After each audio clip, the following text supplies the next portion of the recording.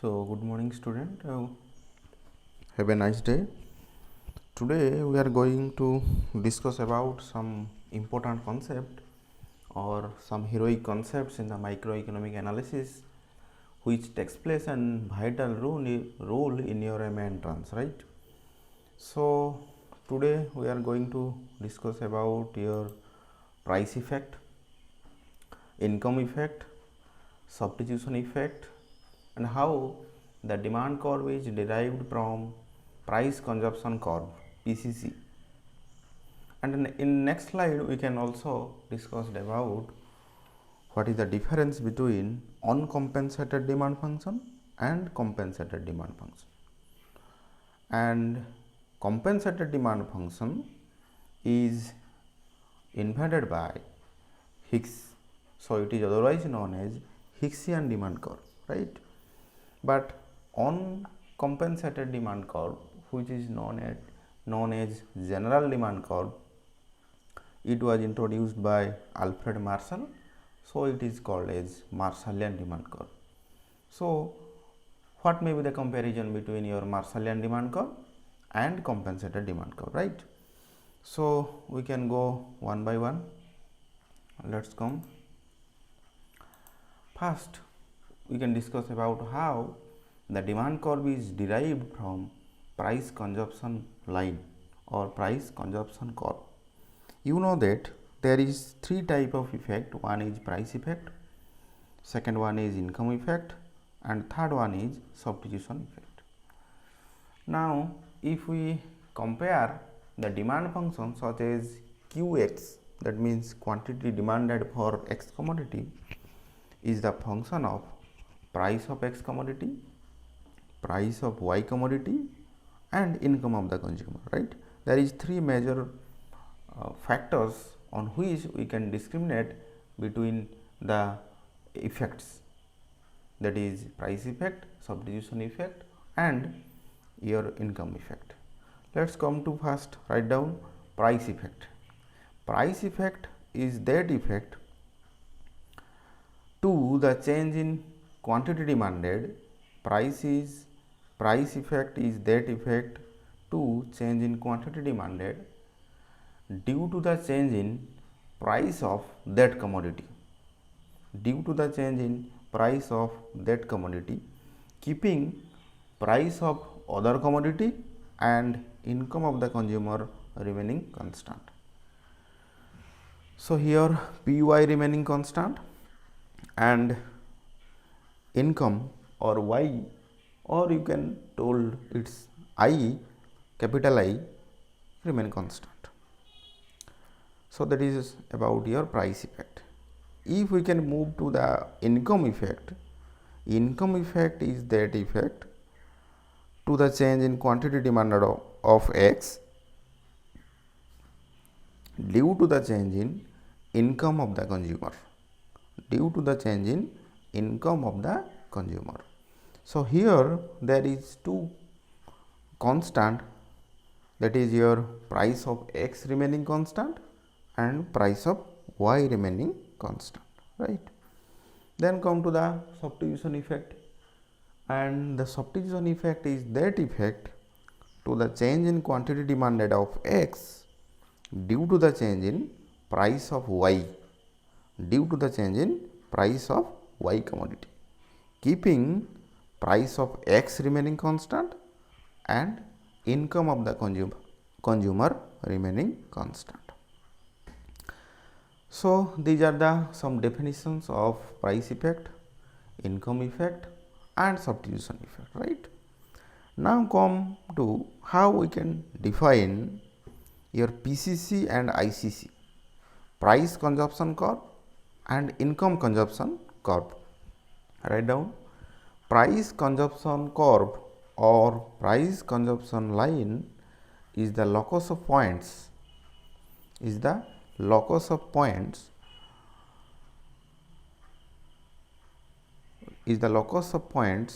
connects the tangency between indifference curve and budget line, which connects the tangency between indifference curve and budget line due to the change in price level only, due to the change in price level only, keeping the income level constant, keeping the income level constant. So, that is the definition, proper definition of price consumption line or price consumption curve. Then come to income consumption curve.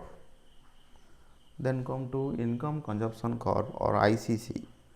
Similarly, ICC is the locus of points which connects the tangency between indifference curve and budget line. Indifference curve and budget line due to the change in income of the consumer, due to the change in income of the consumer, keeping price of X and price of Y remaining constant, keeping price of X and price of Y remaining constant.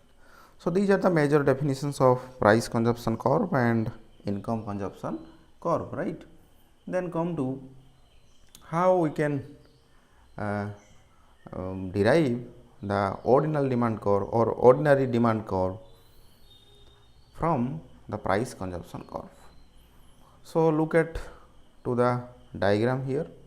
So, in the diagram case, if suppose the consumer is A B budget line, when the price diminishes, it shifts to A B dash and A B double dash, right, when the price falls.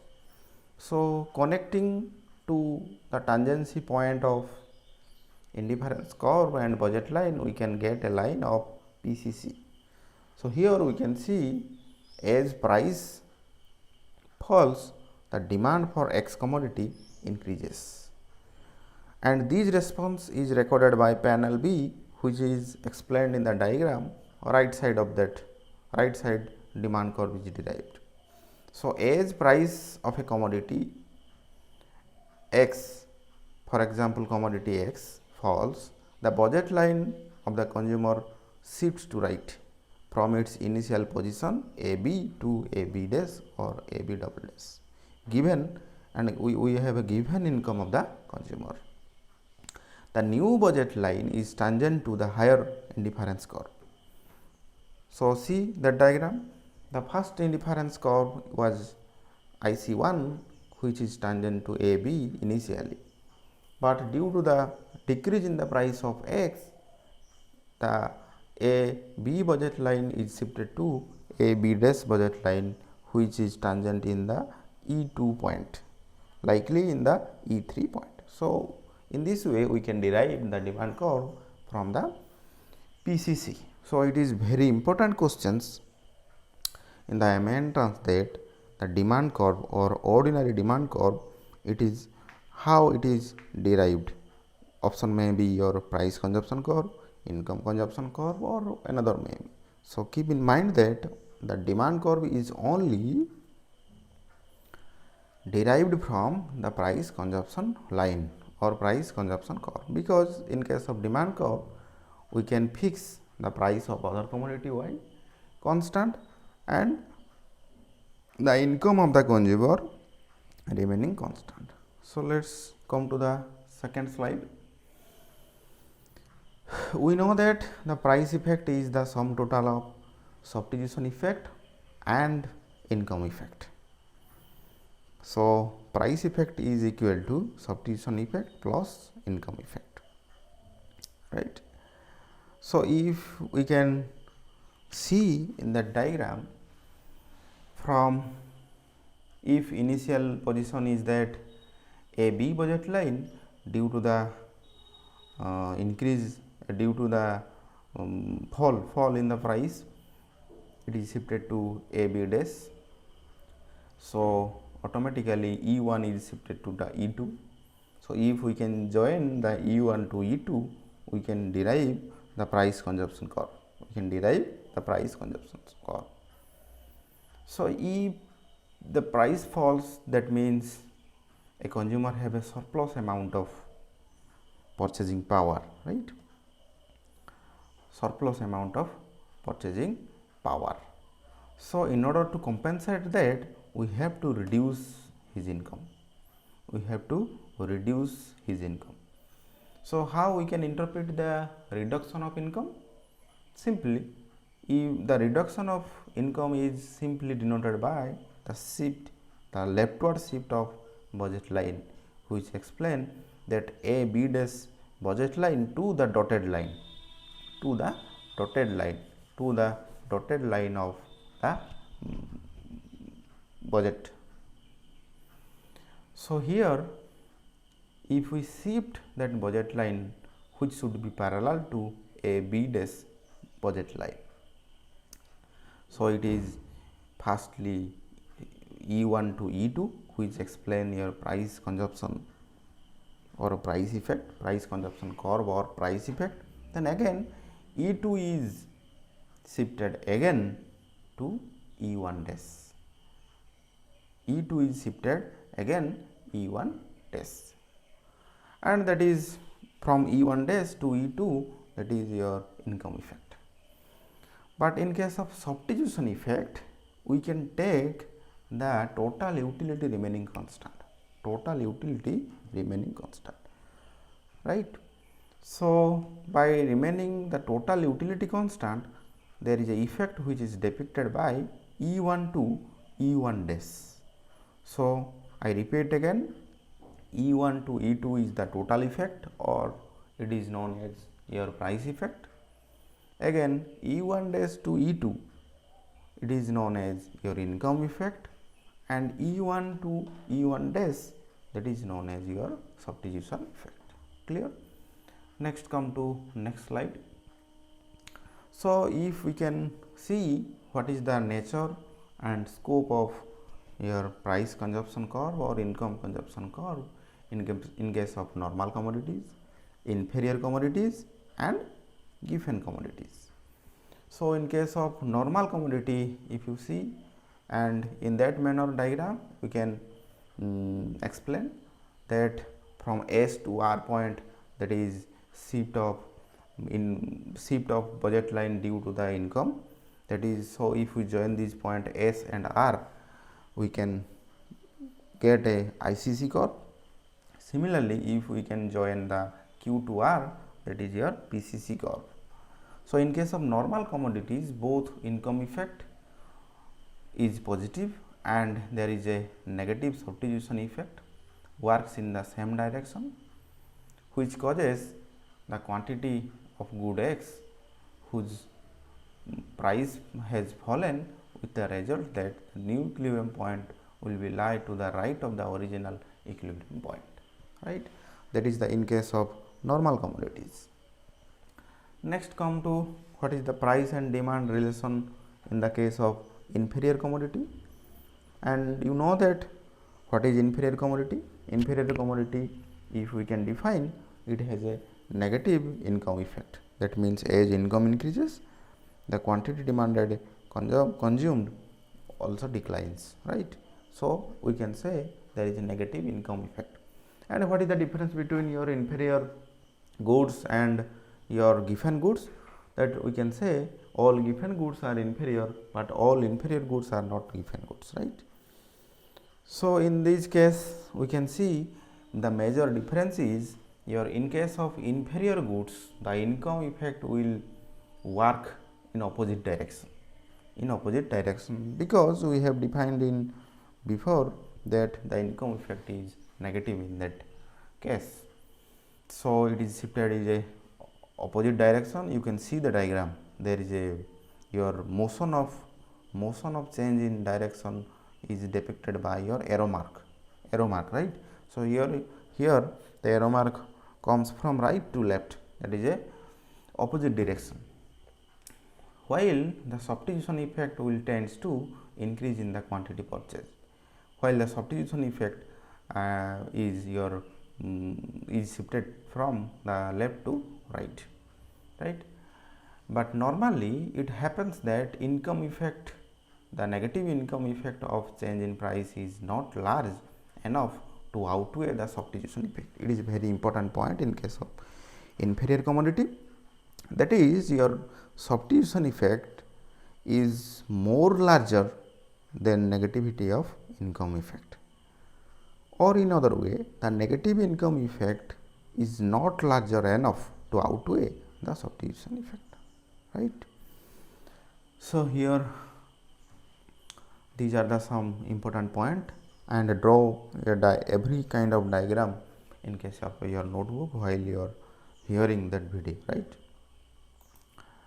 Next, come to price and demand relationship in case of given goods.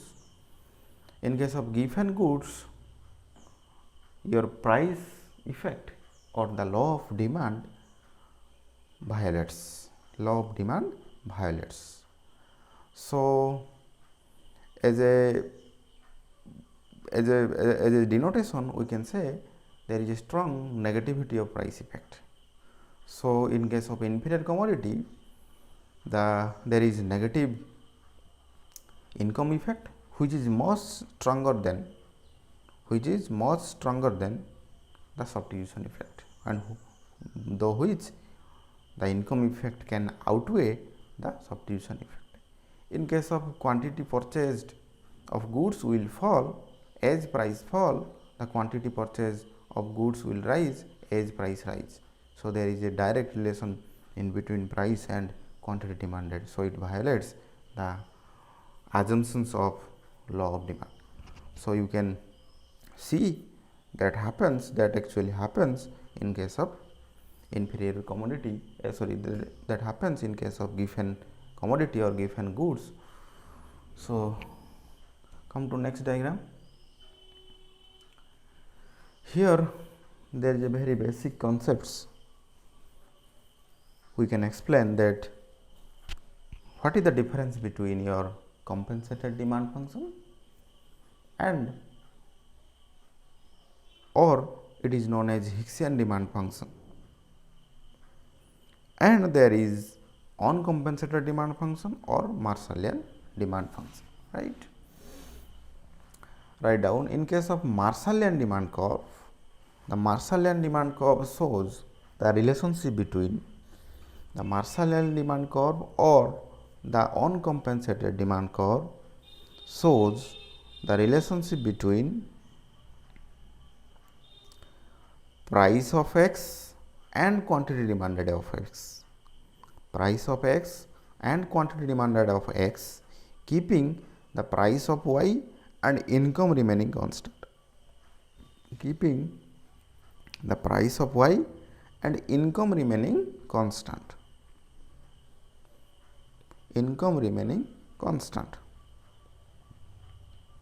So, in the uncompensated demand curve or your Marshallian demand curve, we can explain that there may be a indifference map. Because we cannot hold the given amount of utility. What is the assumption? Only the price of y remaining constant and income remaining constant, right. But come to the compensated or Hicksian demand curve. In case of Hicksian demand curve, it shows the relationship between price of a good and quantity purchased on the assumption that other price and utility are remaining constant. See, there is a major difference between Hicksian and Marshallian demand curve, that is, as an independent variable of Marshallian demand curve, price of x is there, price of y is there, and income is there, capital I, income is there. But in case of Hicksian demand curve or compensated demand curve, as an independent variable, there is price of x, price of y, and utility is there. So, in case of Hicksian, there is income as an independent variable, and in case of Hicksian, there is utility which is remaining constant as an independent variable. So, here we can say how the compensated or Hicksian demand curve is derived from your only one case of indifference curve. How why there is one case of indifference curve? Why not the indifference map? Because we hold the total amount of utility remaining constant, right. So, as on to remaining constant of indifference curve, remaining constant of utility, we have to hold only one indifference curve, right. So, the curve in the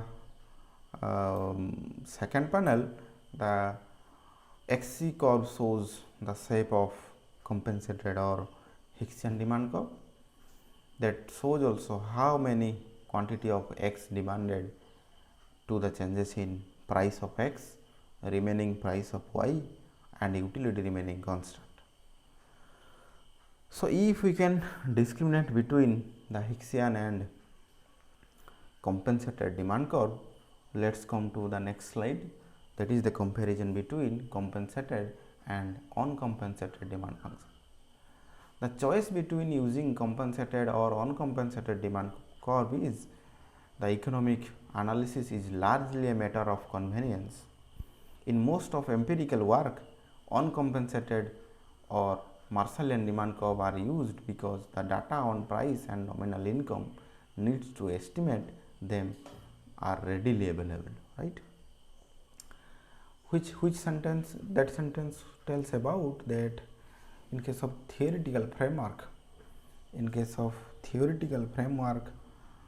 your compensated demand function is all right, because we can control about your price of Y and utility. But in case of empirical work or practical work, your uncompensated or Marshallian demand curve is more appropriate or more relevant than your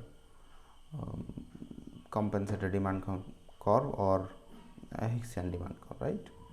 So, that is used theoretically and another is used practically, right.